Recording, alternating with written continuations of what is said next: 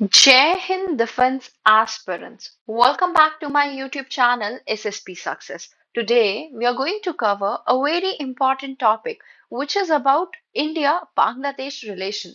This topic is very important for your upcoming SSP, AFSP in terms of GD, lecturate and international relation. So let's start it. देखो latest development से शुरू करते हैं बांग्लादेश में कि बांग्लादेश में अभी हो क्या रहा है then will come to India Bangladesh relation देखो सबसे रीसेंट डेवलपमेंट्स क्या हुए हैं आज की ही बात है आज की क्या बात है कि बांग्लादेश के पॉलिटिक्स में एक मेजर टर्निंग पॉइंट आया जब तरीक ए रहमान जो बांग्लादेश नेशनलिस्ट पार्टी के एक्टिंग चेयरमैन है और वो 17 सालों से एग्जाइल में थे लंदन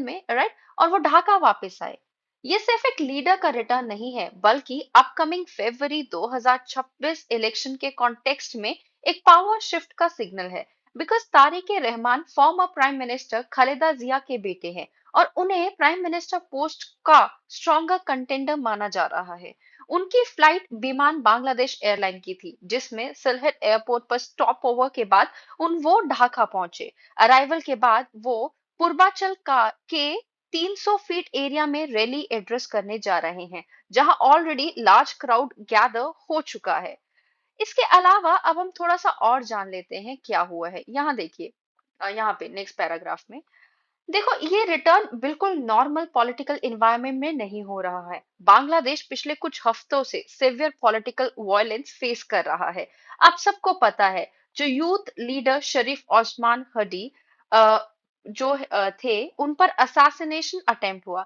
जिसके बाद उन्हें सिंगापुर ले जाया गया जहां 18 दिसंबर को उनकी डेथ हो गई इस इंसिडेंट ने ऑलरेडी अनस्टेबल पॉलिटिकल सिचुएशन को और भड़का दिया इसका मतलब ये है कि तारिक रहमान के ऐसे टाइम पर वापस आए हैं जब पब्लिक एंगर प्रोटेस्ट पॉलिटिक्स और इनसिक्योरिटी पीक पर है राइट उसके अलावा सिचुएशन की अगर हम बात करें हदी की डेथ के बाद वायलेंस सिर्फ प्रोटेस्ट तक लिमिटेड नहीं रहा ढाका के मोगा बाजार एरिया में एक फ्लाईओवर से क्रूड बॉम्ब थ्रो किया गया जो डायरेक्टली एक सिविलियन को लगा और उसकी ऑन द स्पॉट डेथ हो गई पुलिस के अकॉर्डिंग अटैकर्स अनआइडेंटिफाइड है जो ये दिखाता है कि लॉ एंड ऑर्डर भी काफी ज्यादा कहीं ना कहीं वर्स हो गया है कहाँ पे बांग्लादेश में राइट ऐसे इंसिडेंट्स इन्वेस्टर्स का कॉन्फिडेंस गिराते हैं इंटरनेशनल इमेज का नुकसान पहुंचाते हैं और पॉलिटिकल जो अनसर्टेनिटी को और ज्यादा डीपन कर देते हैं इस वायलेंस के अगेंस्ट जो ये थे ना इनकलाब मोर्चो नाम का एक ग्रुप फ्रंट पर आया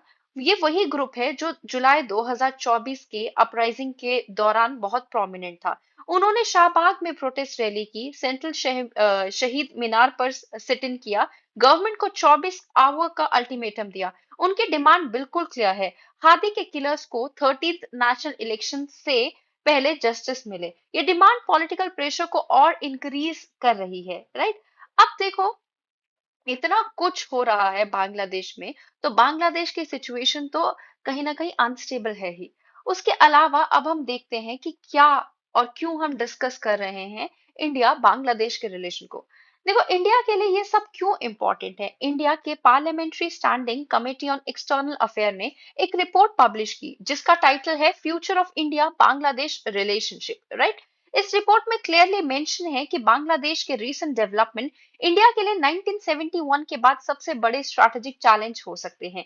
1971 इसलिए रेफरेंस पॉइंट है क्योंकि उस टाइम बांग्लादेश का बर्थ हुआ था और इंडिया डायरेक्टली इन्वॉल्व था आज का सिचुएशन पॉलिटिकल इंस्टेबिलिटी और जियो पॉलिटिकल कॉम्पिटिशन की वजह से उतना ही सेंसिटिव बन रहा है इसका मतलब ये है कि बांग्लादेश का पॉलिटिकल शिफ्ट इंडिया की लॉन्ग टर्म रीजनल स्ट्रैटेजी को टेस्ट कर रहा है अगर हम बात करें यहाँ पे देखिए आप सेकंड पैरा में ट्रेड कनेक्टिविटी एनर्जी और डिफेंस की ये सब काफी ज्यादा अनसर्टेन हो रहे हैं या फिर हो सकते हैं अगर इंडिया अपनी पॉलिसी को टाइम पर रिकैलिब्रेट नहीं करता तो स्पेस चाइना जैसे कंट्री ले सकते हैं इसलिए इंडिया को सिर्फ रिएक्शन नहीं बल्कि प्रोएक्टिव एंगेजमेंट की जरूरत है राइट अब हम थोड़ा सा जान लेते हैं कि रीसेंट डेवलपमेंट्स क्या लाइक बांग्लादेश में जो देखे गए हैं और उसके रिगार्डिंग चैलेंजेस क्या हैं। देखो अगस्त 2024, यहाँ पे देखिए सबसे पहले वाले पैराग्राफ में, अगस्त 2024 में बांग्लादेश में एक मेजर पॉलिटिकल चेंज हुआ जब शेख हसीना के pro India Awami league government power से बाहर हो गई। इसके बाद नेशनल सिटीजन पार्टी जैसे नए पॉलिटिकल फोर्सेस उभर कर आए। जमात ए इस्लामी का कमबैक हुआ जिससे जनरली एंटी इंडिया आइडियोलॉजी से ज्यादा या फिर हम कहें जोड़ा जाता है। ये शिफ्ट इंडिया के लिए कंसर्न है क्योंकि पहले जो पॉलिटिकल स्टेबिलिटी थी अब वो खत्म हो चुकी। उसके अलावा इस इंस्टेबिलिटी का फायदा किसने उठाया? एक्सटर्नल, या फिर यहाँ देखिए एक्सटर्नल पावर्स ने, या हम कह सकते हैं एक्सटर्नल पावर्स उठा रही हैं। चाइना बांग्लादेश के लम्होन हिरत एयरफील्ड को अपग्रेड कर रही है जो इंडिया के शिलीगुड़ी कॉरिडोर या फिर हम कहें चिकनेक के बहुत पास है। ये इंडिया के स्ट्रैटेजिक मूवमेंट के लिए काफी सेंसिटिव एरिया है। साथ ही पाकिस्तान नेवी का पीएनएस सेफ बांग्लादेश विजिट करना सिग्नल देता है कि पाकिस्तान वापस इन्फ्लुएंस बिल्ड करना चाहता है बांग्लादेश में। देखो, हदी के किलिंग के बाद, यहाँ पे देखिए आप थर्ड वाले पैराग्राफ में, हदी के किलिंग के बाद जो प्रोटेस्ट हुए उनमें इंडिया के असिस्टेंट हाई कमीशन चट्टोग्राम को वैंडलाइज किया गया। इसका मतलब ये है कि बांग्लादेश का इंटरनल अनरेस्ट अब इंडिया के डिप्लोमेटिक एसेट्स को डायरेक्टली टारगेट कर रहा है, राइट? तो ये बायलेटरल ट्रस्ट के लिए बहुत डेंजरस सिग्नल है। उसके अलावा यहाँ पे देखिए इंडिया के ये जो ह्यूमैनिटेरियन रिस्पॉन्सेस की बात की गई है, इंडिया ने फॉर्मर पीएम शेख हसीना को ह्यूमैनिटेरियन ग्राउंड पर शेल्टर दिया, लेकिन बांग्लादेश के इंटरिम गवर्नमेंट का कहना है हसीना इंडिया से ट्रबल फॉर्मेट कर रही है, उनकी एक्सट्रेडिशन होनी चाहिए। इंडिया का ऑफिशियल स्टैंड ये है कि ये प्योरली ह्यूमैनिटेरियन डिसीजन है, पॉलिटिकल नहीं, लेकिन डिप्लोमेटिकली ये इशू बायलेटरल टेंशन बढ़ा रहा है। अब हम थोड़ा सा जान लेते हैं कि कैसे सोसाइटल सेंटिमेंट्स चेंज हो रहे हैं। देखो, बांग्लादेश की यंग जनरेशन का माइंडसेट भी चेंज हो रहा है। उनके लिए 1971 liberation war emotional reference point नहीं रहा। इसके वजह से यूथ नेशनलिज्म ग्रो कर रहा है। इंडिया के लिए स्केप्टिसिज्म बढ़ गया है, रेडिकल नरेटिव्स को स्पेस मिल रही है। एनसीपी लीडर हसनात अब्दुल्ला का statement on India north east ही ये एग्जाम्पल है। इसके वजह से अगर हम देखें कि क्या इम्प्लीकेशन होगी इन डेवलपमेंट्स की, जो डेवलपमेंट्स बांग्लादेश में चल रही है इंडिया के ऊपर, देखो इसका इंडिया पर मल्टीपल लेवल पर इम्पैक्ट पड़ता है। सिक्योरिटी पर्सपेक्टिव से बात करें, प्रो इंडिया गवर्नमेंट का लॉस, चाइना पाकिस्तान एंगल बढ़ना, टू फ्रंट प्रेशर पड़ना। इंटरनल सिक्योरिटी की बात करें, आप यहाँ देखिए इलीगल माइग्रेशन, इन्फिल्ट्रेशन, रेडिकलाइजेशन का रिस्क। डिप्लोमेटिक लेवल पर अगर हम बात करें, एक्सट्रेडिशन का issue, anti India sentiments, water treaty negotiation का प्रेशर बढ़ेगा। Let's talk about economic and narrative impact. देखो, पॉलिटिकल इंस्टेबिलिटी का डायरेक्ट इम्पैक्ट इकोनॉमिक कॉपरेशन पर पड़ता है। कनेक्टिविटी प्रोजेक्ट स्लो हो जाते हैं, एक्ट ईस्ट पॉलिसी वीक होती है और इंडिया को इंपेरियलिस्ट पावर के रूप में प्रोजेक्ट किया जाता है। नरेटिव वॉर आज के जियोपॉलिटिक्स का सबसे इंपॉर्टेंट पार्ट है।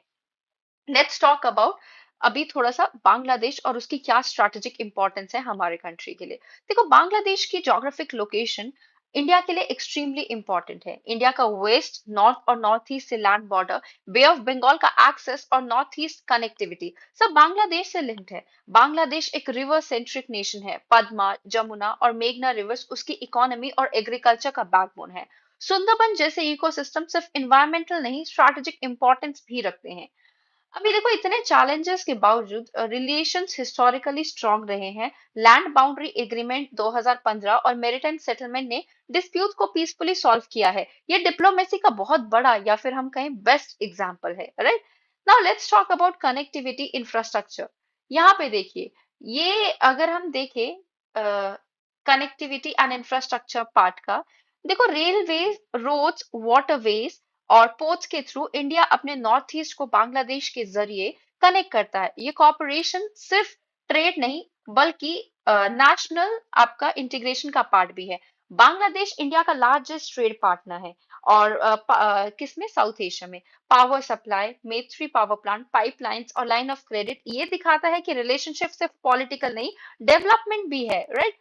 कैसे हम इन रिलेशंस को रिविटलाइज कर सकते हैं उसके बारे में थोड़ा सा जान लेते हैं। देखो, इंडिया को अब डैमेज कंट्रोल मोड से बाहर निकलकर लॉन्ग टर्म स्ट्रैटेजी अडॉप्ट करनी होगी। Crisis management mechanism, youth engagement, water diplomacy और बेटर इंफ्रास्ट्रक्चर डिलीवरी, ये सब इसेंशियल स्टेप्स है।